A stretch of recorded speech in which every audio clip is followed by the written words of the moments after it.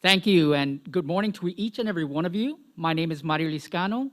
I am the Administrator of Corporate Affairs for DHR Health, but I'm also the Chairman of the Board for the Greater Pharr Chamber of Commerce. I'd like to welcome each and every one of you all this morning as we are providing our first of many series that the Greater Pharr Chamber of Commerce will be doing for the benefit of our community and our region. Today's topic, Healthcare Amid a Pandemic, is brought to you by DHR Health and the Greater Pharr Chamber of Commerce. I'd like to take this opportunity to thank the City of Pharr and Pharr EDC. A special thanks to Dr. Ambrosio Hernandez, our mayor, and our commissioners for the continued support. So on behalf of our Greater Pharr Chamber of Commerce Board of Directors, our President, Lisa Salinas of the Greater Pharr Chamber of Commerce, we welcome each and every one of you all to our talk today. Today we have a special guest, and with this pandemic occurring, we understand that we have many questions and that we have many new ideas and manners that we are approaching our work life, our daily life, our family life. And with these questions, we are blessed to have a medical professional with us that will be elaborating this morning on our pandemic, some topics on COVID, and of course, some questions that our community have been providing for us. Today's guest is with DHR Health, and our guest for today is Dr. Marisa Gomez Martinez. She is the medical director of the Edinburgh Consolidated Independent School District School-Based Health Center, and she is also our physician advisor of DHR Health Urgent Care. Dr. Gomez Martinez is a resident of this area, born in McAllen. She did attend Baylor College of Medicine, and she's board certified in family medicine. We are grateful for the opportunity to have Dr. Gomez Martinez with us this morning. And as we start this series, we would like to make sure that any other further information will be not only on today's Facebook Live, but also be placed on our website. So with that, we'll go right into our first topic. And we'd like for, of course, Dr. Gomez Martinez to introduce herself, but as well, touch up on some of the things that we have in our community, which are testing. The testings that are taking place right now, there's different types, and there's different areas that they're being covering. So we're asking for Dr. Martinez to please start us off with giving us a COVID overview and also dealing right into testing. Thank you, Dr. Gomez Martinez, for this morning, and we appreciate your attendance today, and we're all ears. Thank you, Mario. Good morning, and thank you for having me here today. Again, my name is Dr. Marisa Gomez Martinez. I'm actually born and raised in the Valley, went to train in Houston and San Antonio, and came back to the Valley to serve the community here. So I'm very grateful to be here today to speak to you on COVID-19 and this pandemic. So as you know, the virus is among us, and it can be very scary, and one of the biggest concerns that people have, I think, is getting tested and which test to do, when do you do it? So that's a big topic of concern, and I always encourage people to speak to their healthcare provider to get the appropriate guidance on testing. We want people to get tested. It's important if you have symptoms or if you have a concern, maybe you had a potential exposure, you do want to get a test. But which one do we get? So there are three big categories of testing. What we call the gold standard of testing is the PCR test, the polymerase chain reaction. And it's also known as the nucleic acid amplification test, or the LAMP test. Now, this is what most workplaces, and even if you're going to travel abroad, this is the required test that people want because it's the most sensitive test. And this test looks for fragments of the virus. in the nasal and throat passages. So the typical test is the nasal pharyngeal swab. So it's the one that goes in your nose and it goes all the way back to the throat. There is another form, the saliva test, and it's pretty sensitive as well. And so this test will tell you active disease. However, the issue with it, a couple of issues, is that most of the PCR tests do take some time to get results from, so you won't know right away. There is one rapid PCR test, the Abbott ID, but there are not too many people who have that rapid test available. So usually it's 24 to 72 hours before you know the results of this test. And the other issue with this test is that once you've had COVID, it can actually be positive for several months. So if you get a positive PCR test and then a lot of people want to retest, well, you don't want to retest with a PCR because you can be positive for up to 3 months with a PCR, because it's just testing pieces of the virus in your nasal passages. So those are some of the important things with the PCR test. The other big test that we do often is the antigen test. Now, this is that rapid nasal test that we hear about. Usually you can get the results in 15 to 20 minutes. It's a pretty accurate test, about 94% sensitive.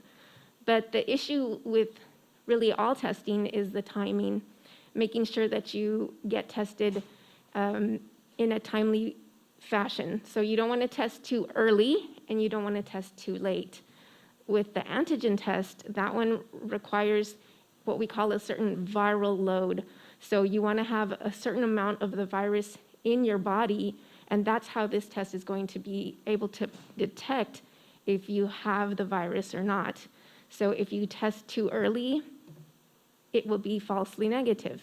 If you test too late, when you've already peaked with the virus and it's already calming down in your body, you can also get a false negative. So timing with that one is really important. And this one is testing the protein around the virus. So it tells you active disease. The third big category of tests would be the antibody test. That is the blood test. So right now, we are still actually trying to, clinicians are still figuring out the utility of this test. Really, it's mostly used for research purposes because that's the one that tells you if you've possibly had COVID in the past. But you should never use that test to detect active disease. And in the workplace, you really should not allow an employee to provide you with a negative antibody test to say that they don't have COVID, because that is not going to tell you what's happening currently. Some people with COVID, most people with COVID will develop those antibodies. That's the body's response to the virus, and it's kind of its way of protecting your body. And some people with COVID don't ever even produce the antibodies. So the antibody test is still a pretty controversial test, and its utility is still being looked into. So we do not use that one for active testing to detect active infection. Thank you, Doctor. And I think that's very important for us to all understand which ones are the most effective, as our event today is geared towards our not only our small businesses, but also our large corporations in the area. We're also looking at prevention and maybe some safety tips in the workplace. I do want to mention that a lot of times these businesses are advising their employees to go ahead and, once they've tested, to wait for the results and maybe self-quarantine or not. Please let us know some of the prevention that we can, as business owners, can kind of look at, especially safety in the workplace, and anything else that you feel is important towards our businesses of this area and of our chamber. So several things that can be done for prevention in the workplace. One of the biggest things is having a screening process for employees every day, and staying diligent with those screening processes, checking temperatures and asking appropriate questions of employees. Having a team that has like a preparedness response team. So in the event that an employee is positive, what needs to happen in the workplace for everyone else who could have been potentially exposed to the employee. Enforcing the use of masks and PPE, and making sure that people wear the masks appropriately. That's one of the biggest keys, because you see people having their mask below their nose, or they're taking it on and off. All of that is very important. The social distancing, of course, is always something that we have to implement. Having physical barriers in between, if you cannot keep that 6 feet of distance, those plexiglass screens, different things like that are important. Respiratory etiquette, so if somebody has to sneeze or cough, making sure that they do it into their elbow with their mask on. Having sanitation stations readily available, having everybody can have their hand sanitizer, or having quick access to a sink. All of that is really important.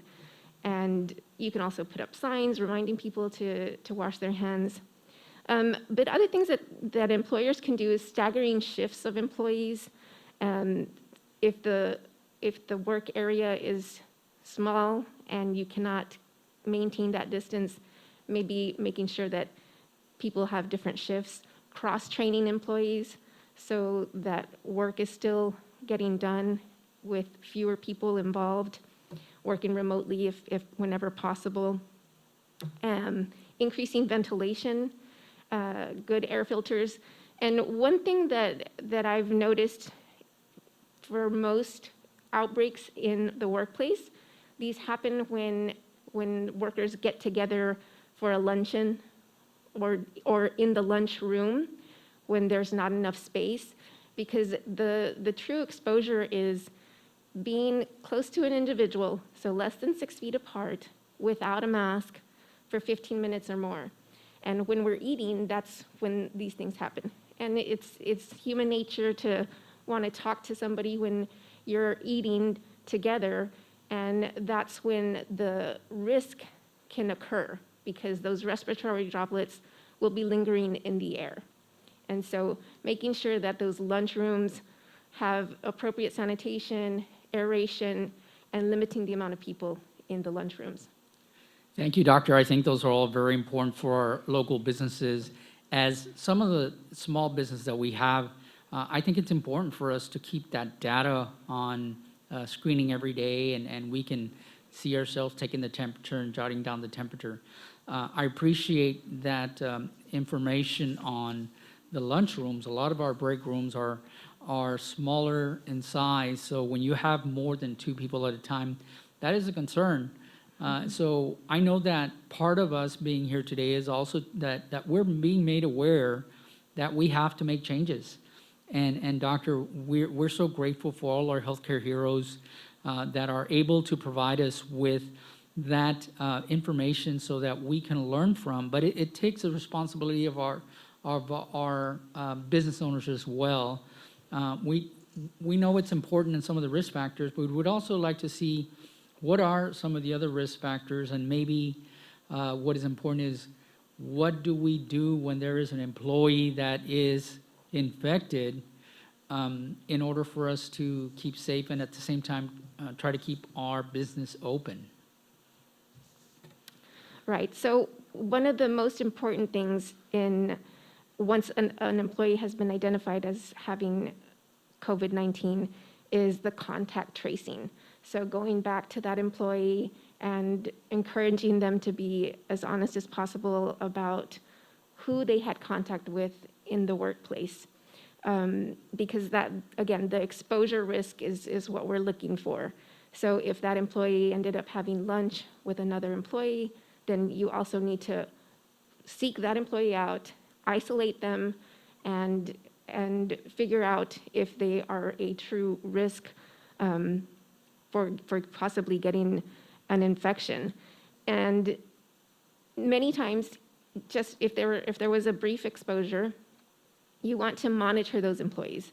So perhaps implementing twice-a-day temperature checks and symptom checks, asking that employee to get an evaluation with their healthcare provider to determine when and if testing is indicated. And most of the time, testing is indicated, but again, the timing of the testing is very important. You don't want to test too early, you don't want to test too late. And once there has been an exposure, you just need to be monitoring all the individuals involved to decide if they can return to work or not. So the extent of the involvement with the infected individual is going to determine if an employee can return to work safely. And along with the guidance of a healthcare worker, together you can make that decision. So typically, once somebody has had an exposure, we usually monitor them. Again, the 14 days is still something that that we are utilizing. And but you can test an employee or somebody who has been exposed and who has no symptoms after 7 days from an exposure. If they have no symptoms, it is appropriate to do a test. And if that test is negative, that doesn't necessarily mean that they're in the clear, but there's a high likelihood that they will not go on to develop COVID-19. So most people will develop symptoms within the first 5 to 7 days. So making sure that they get tested and keeping up with updated CDC guidelines in the workplace is very important. Making sure that your employees know we have revisions to our current guidelines. Based on our current recommendations, we're going to change our guidelines to this. And keeping your employees up to date with all of that information is really important so that they are aware of what steps to take and what to do in the event that they get infected. So it's also important that employers establish clear guidelines with their employees and that they ask for, again, specific testing, perhaps making sure that they get an antigen or PCR test before they come back to work. And not accepting an antibody test, I think, is a big, important point for me, for employees, because a lot of times they'll want to go back, well, I had the blood test and it was negative. Again, that's not going to tell us active disease. So it's important for employers to be upfront with their employees and let them know that they need a specific type of test before they can return. Excellent, and something that was very important is the responsibility of our employees responding to the employer's guidelines. So I appreciate, Doctor, the fact that we need to make sure that we have clear set guidelines for all of us that we can look up under the CD guidelines. We've all been given the ability by different sources to look up some of the things that as employers, as small business owners, can still utilize. And I know there are some resources where even posters on social distancing and wearing your face mask are available. So those are all wonderful. And I think something that you touched upon, Doctor, that was very important is also the fact that some of our employees, the responsibility lays on them as well. As following guidelines, it also means that if the employer is asking for 2 checks, that we make sure that we comply, but also if we are feeling any type of symptoms, that we need to note that down and advise our employers of what is taking place, because the first reaction that we have during this season, although we're in the Rio Grande Valley, we feel that it gets a little cold and we're going to get the cold or a flu or something, so we start medicating ourselves. I do want to touch up on the fact that sometimes we might take some fever-reducing medication, and that might cause a different outcome, Doctor. So if you can touch base a little bit on I know the difference between flu and COVID-19 are very important for all of us, but if you can just give us a little information on that. Yes, and thank you for bringing that point up about fever reducers. So a lot of people will self-medicate. There's a lot of allergens in our area, and one of the common things I hear from patients that I diagnose with COVID is, oh, I thought it was just allergies. And so it's important to be honest with your employer if you are feeling ill in any way, even if you think it's just allergies. If you're taking allergy medicine, if you're taking anything, acetaminophen or Tylenol, Motrin, ibuprofen, any of those medications, it's important to let your employer know, because those medications can mask some symptoms and they'll help you get through your day. However, you may be contagious and not know it. So all of us need to have that responsibility of, do I feel well today or do I feel a little bit ill? If I feel symptoms, they need to be pursued, and you need to get a healthcare worker you need to consult with a healthcare worker and decide what needs to happen at that point. So there are a lot of symptoms of COVID. The big ones, of course, that overlap with flu are fever, body aches, cough, headache, chest pain. All of those things can happen with flu, sore throat, nasal congestion. But one of the symptoms that's really unique to COVID is the loss of taste and smell.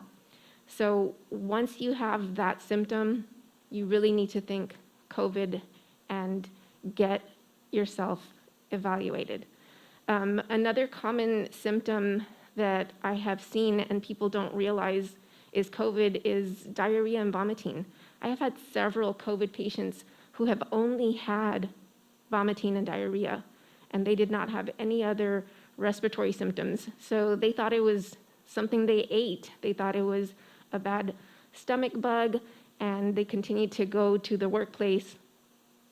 Meanwhile, they were exposing other employees.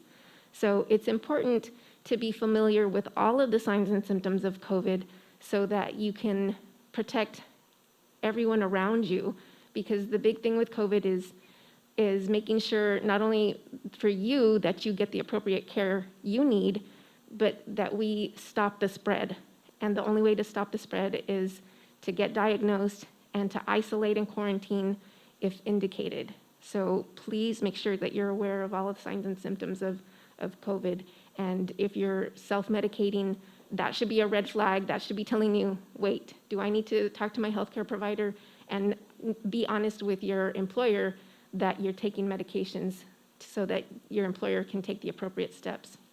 Excellent. Thank you, doctor. I know that for us, understanding from a healthcare professional as yourself, it's important for us to take note of those 2 points, whether it be that loss of smell or taste and also the diarrhea and throwing up and vomiting.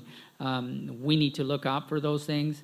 One thing that we've noticed as well, doctor, is the fact that a lot of our population in this area seems to be aware of COVID, but they're afraid to follow up on their medical treatment, or if something happens that they might not feel well or anything else, they are not seeking medical attention because they're scared of this COVID. Could you please provide us with some insight on the appropriateness of any type of population, whether it's the older generation or business owners or employees, our community here in the city of Pharr? When is it that we need to see or seek medical help? So one of the things that we have noticed during this pandemic is that people are not coming in for just their routine checkups, yearly wellnesses, and even for chronic conditions, diabetes, high blood pressure, they're not wanting to come and get evaluated for those conditions. It's still extremely important to maintain your health at this time. So there are several avenues that can be taken to communicate with your healthcare provider. You don't have to necessarily go into the clinic for most of these visits. telehealth visits are available. So you can do a visit with your healthcare provider over the phone, over video, and still get the care that you need. Sometimes we even do what we call hybrid visits, where some of our patients have even come and we've gone out to their vehicle to get them evaluated.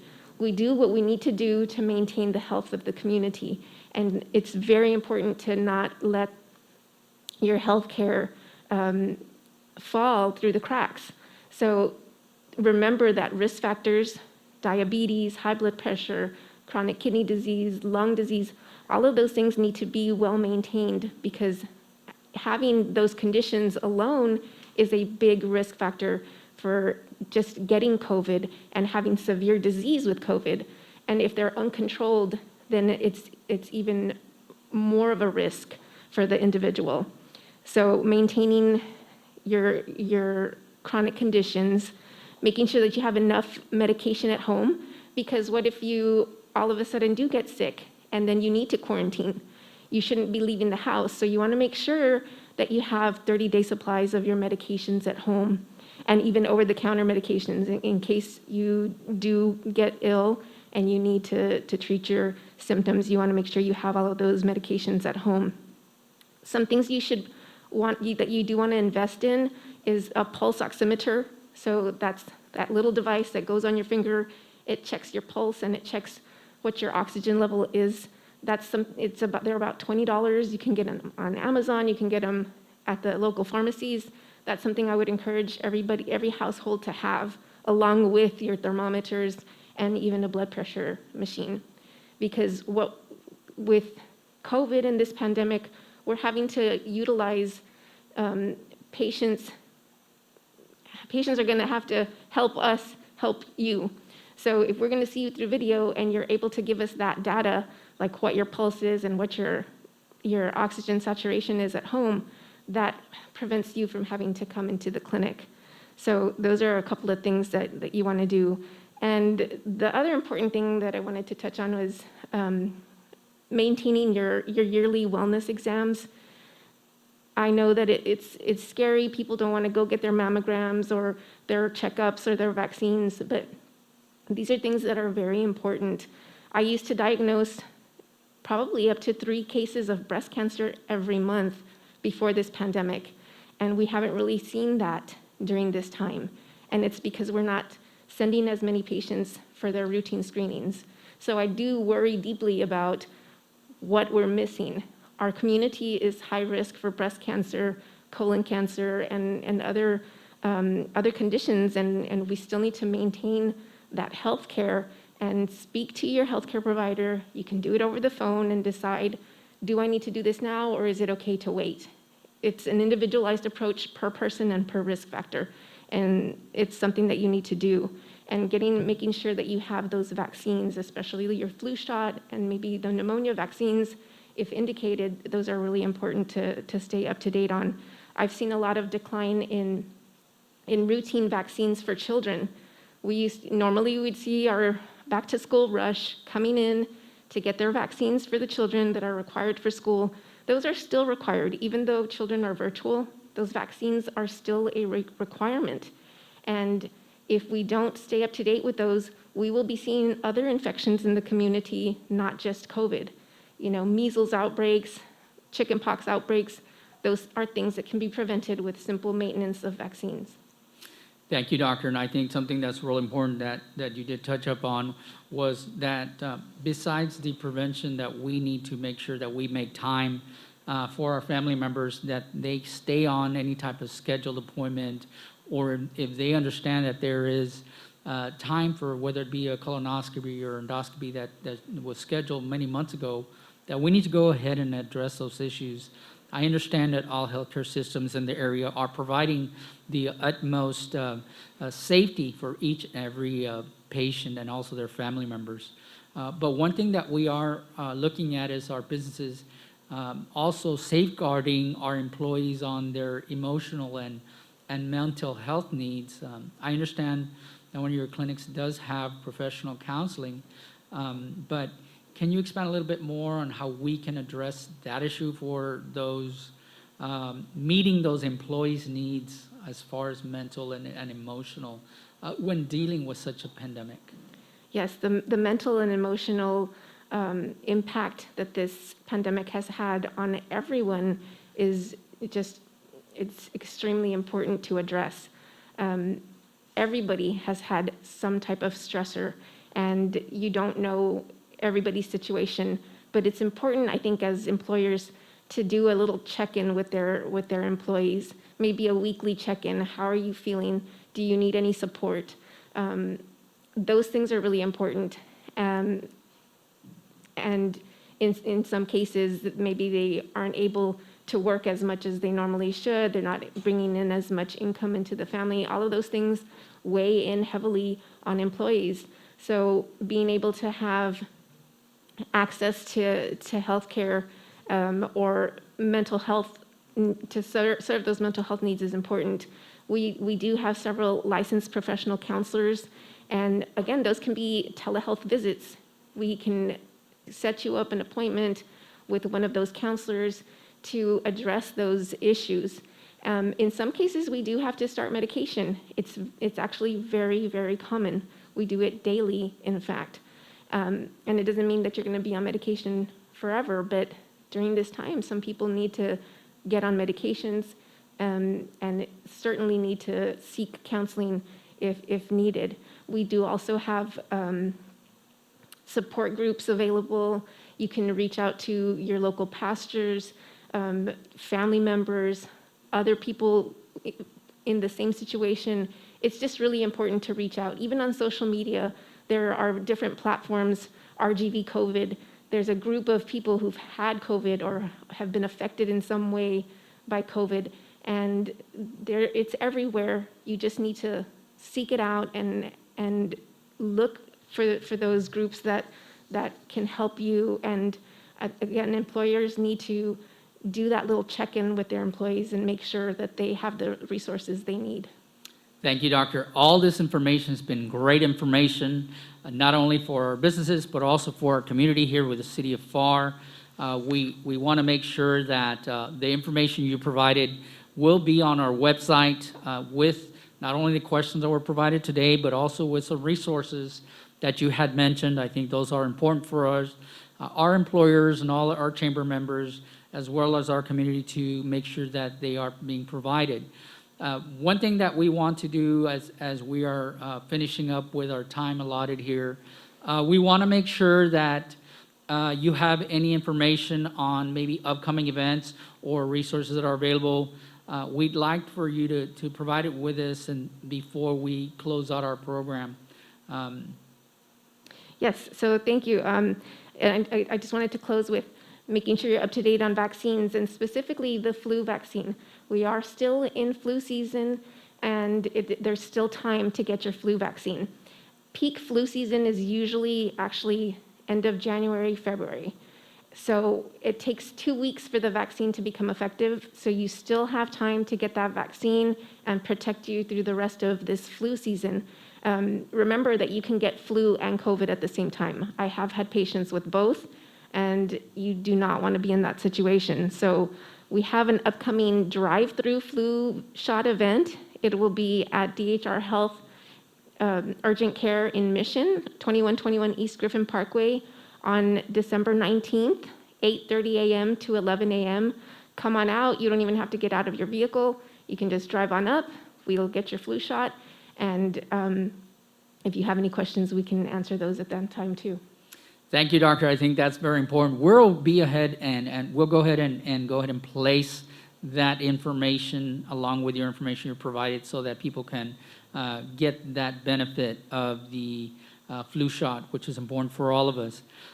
At this time, I'd like to just thank each and every one of you all that are visiting with us this morning, taking some of their time from your morning to make sure that the Greater Pharr Chamber of Commerce is working hard not only to provide you with resources through our website, but also through this stream that we'll be providing on a regular basis. So thank you so much on behalf of our Greater Pharr Chamber of Commerce Board of Directors, our chamber team that's with us today, along with Mayor Dr. Hernandez and the city commissioners. We thank you for providing your attendance and your attention to this as our first topic, healthcare amid a pandemic. And we want to thank our sponsors, DHR Health, and also we want to make sure that we thank Pharr EDC and the city of Pharr's media department, which allowed us to utilize not only their stage, but also their cameras and their expertise. So on behalf of myself, Mario Liscano, the chairman of the board, thank you once again. Please be safe and make sure that you stay with your medical attention as provided by information by our special guest today, Dr. Marisa Gomez Martinez. Thank you and goodbye.